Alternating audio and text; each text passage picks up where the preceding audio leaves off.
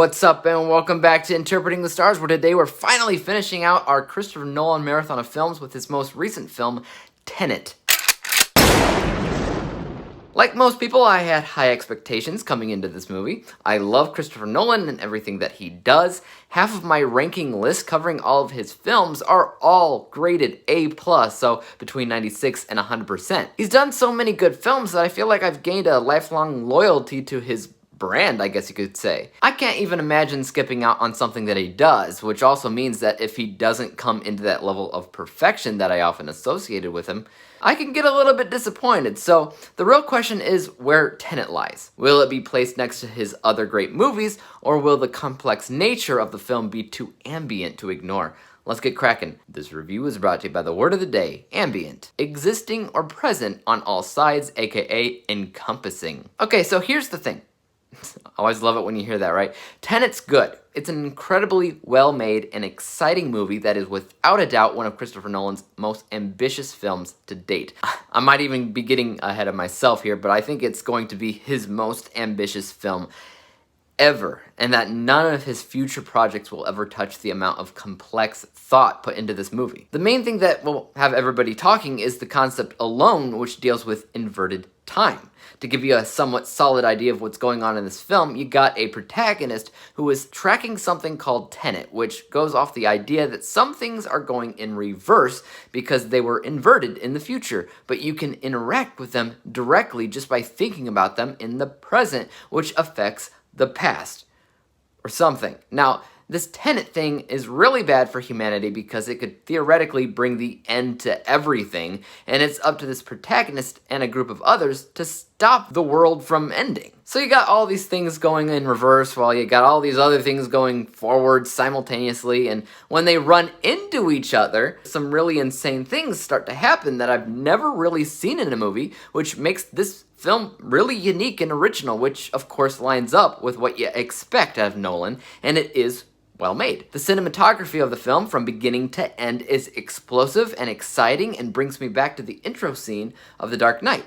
The editing had to be the most challenging aspect behind the scenes, but that was also approached delicately enough to make enough sense to wow an audience. The soundtrack sounds amazing, and even though I can't really prove it because I didn't really look it up, I'm pretty sure the soundtrack gets inverted during key scenes as well, which is really smart. The execution of the actors' performances, they're all extremely impressive. It feels like Christopher Nolan, which is and always will be one of the best things about the film. It's also one of those films where you kind of feel like you have to watch it again to maybe get some more information out of it, and who knows, maybe a second viewing will make everything better tenfold. But at this stage, I'm not sure.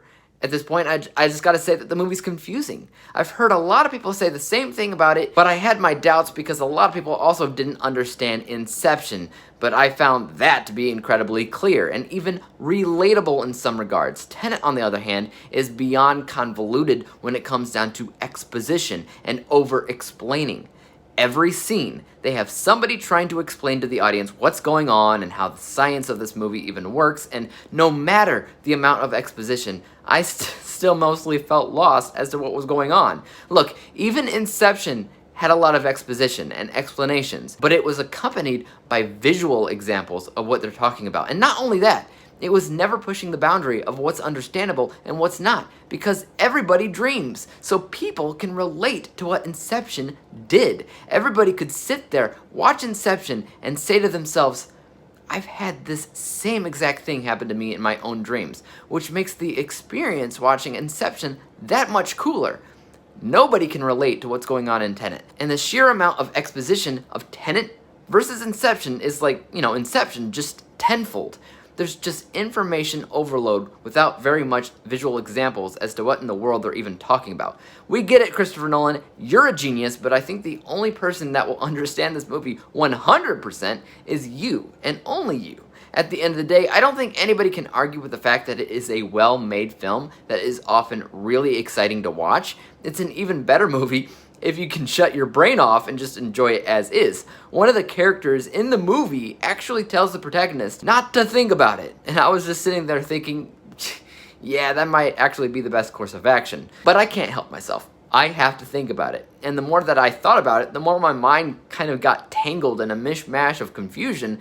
But it is a good movie. It is well made. It is exciting. That's why at the end of the day, I'm still giving it a decent score. For my unbiased score, the cinematography, visuals, editing, soundtrack, great performances, and original concept is perfect. But the lack of clarity in the storytelling negatively affects the pacing of the film. This score is 84%.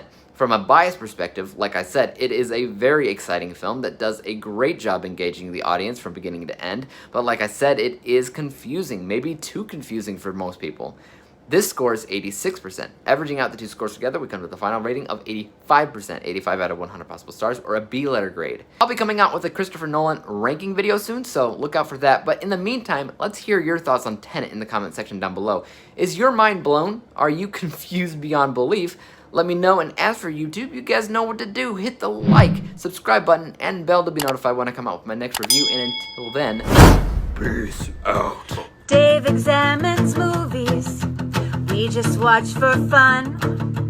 Davey is the expert, he is the #1 critic that I go to when I need a movie pick. Thanks for joining up with us. We think